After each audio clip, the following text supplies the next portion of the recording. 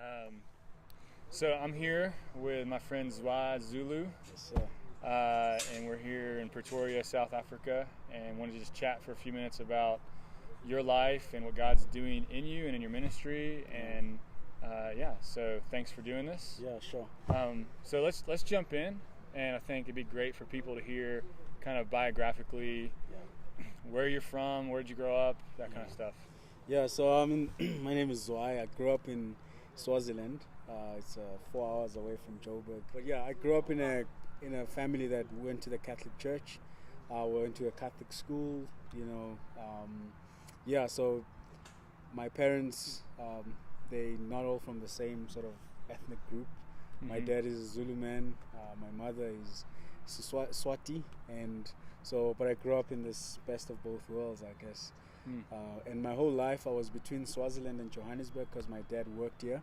Okay. And my mom was in Swaziland, and so just every year, for the last 31 years, I've gone between Swaziland and Johannesburg my whole life. So I think these two places hold some sort of, they've shaped me in many ways. Yeah. But schooling wise, I was in Swaziland for about 15 years, 16 years, and then I moved back to South Africa, and I stayed in Mpumalanga for a few years, and then came up to Joburg. Yeah, okay. So that's... Yeah, and maybe explain, I think it'd be helpful for people to hear. So you went to a Catholic church growing up, in Catholic school. Yeah. But then what actually what did you think about religion, Catholicism? Sure. I'm kind of leading you with the question because I know a little bit of the answer. Yeah. How did that even play into some of the African ancestral things that tend to happen? Yeah. That kind of stuff. I think for me growing up, I saw a mix of both. So there was the sort of like the religious side of things. I was an altar boy in the Catholic Church, enjoyed that. But also then in family gatherings, there was a form of ancestral worship. I think there was slaughtering, so I grew up around... Wait, slaughtering what?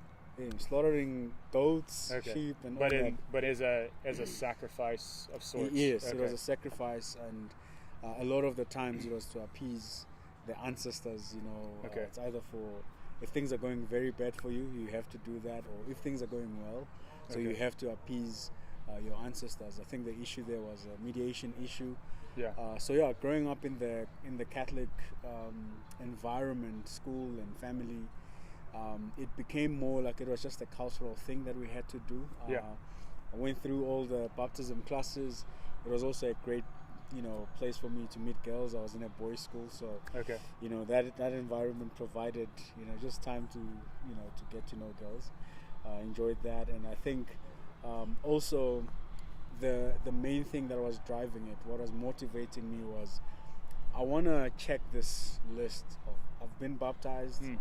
I've gone through sort of like in my family, that was the main thing that you had to focus on, all the way up to confirmation. So I was going through the motions basically, and I think what became very clear for me was I got to understand that mankind are sinful.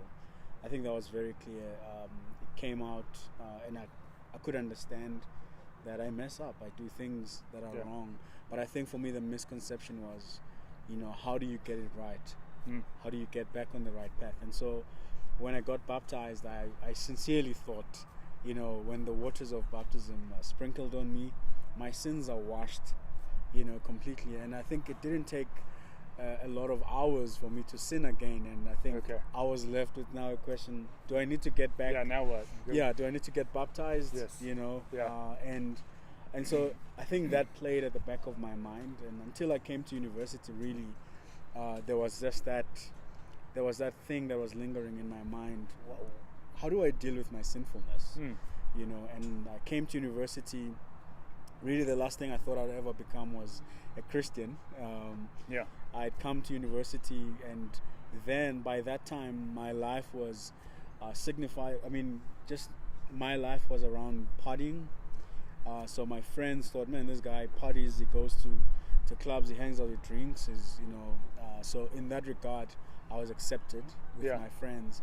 And then also at home, I was a goody two shoes. With my parents, I'm a golden boy, so to speak. And I did well at school. So best of both worlds. Yeah. So my parents were very pleased with me. Yeah. My teachers were pleased with my marks. My friends were pleased with me. But I think I remember sometime in high school, there was a party I'd gone to, and I remember this because I had stepped back from the whole party, and I just remember just asking a question: Is this really what life is all about? Yeah. Is there more to it? And I didn't know why I'd asked that question, but I think then coming back to university, I think that question was answered. What's our purpose? And I got to meet campus outreach staff at our UJ Bunting campus, and I was invited to a braai. I was like, I'm staying in a self-catering residence. I'm not going to miss a free meal, so I'm going to go. And I love meat, so I went there. And let me just clarify, because some Americans will hear this. A braai it's a cookout. Yeah, it's a barbecue. Barbecue. Sure. So I enjoyed that time, that braai or that party. It was just really nice. People were relating to girls. Guys were relating to girls, and the girls were relating to guys. There were games, and my thought that was going on there was, where is the alcohol hidden? Because the amount of fun that everybody's having, there've got to be some stuff somewhere. There's something, some beer or some gins hidden. Yeah. Can I get some? Can I get some? But I'm enjoying this, and I think for me, that was a very defining moment, because I remember that night I asked one of the leaders there. I asked, "What is this? What is this all about? Like, it seems so genuine. People are having fun. Really, what are you guys? It was just a rare thing that I was experiencing." And so they told me, "No, look, we're a Christian organization focusing on campus students." I was like, wow, we run Bible studies, and I thought, oh, here's another great thing I could tell my parents I'm attending. Okay. To check off that thing, I'm still the golden boy. So I went to the Bible studies, and I think the Bible study leader really led it well and asked really good questions. Yeah. And we went through a passage in John 15, really understanding who Christ is and who we are. And I remember asking a question that I was like, okay, I'm hearing all about this Jesus guy. It's great. He seems like a great guy. What does he want from me? Yeah. What does it, and it's like, no, you can come. He wants a relationship with you. So come as you are. You don't need to clean yourself.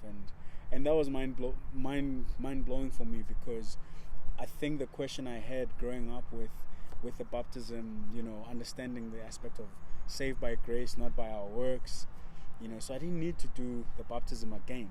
Yeah. I didn't need for my sins to be clean, or for cleansing, I didn't need to be baptized. I needed to accept Christ because He's done it.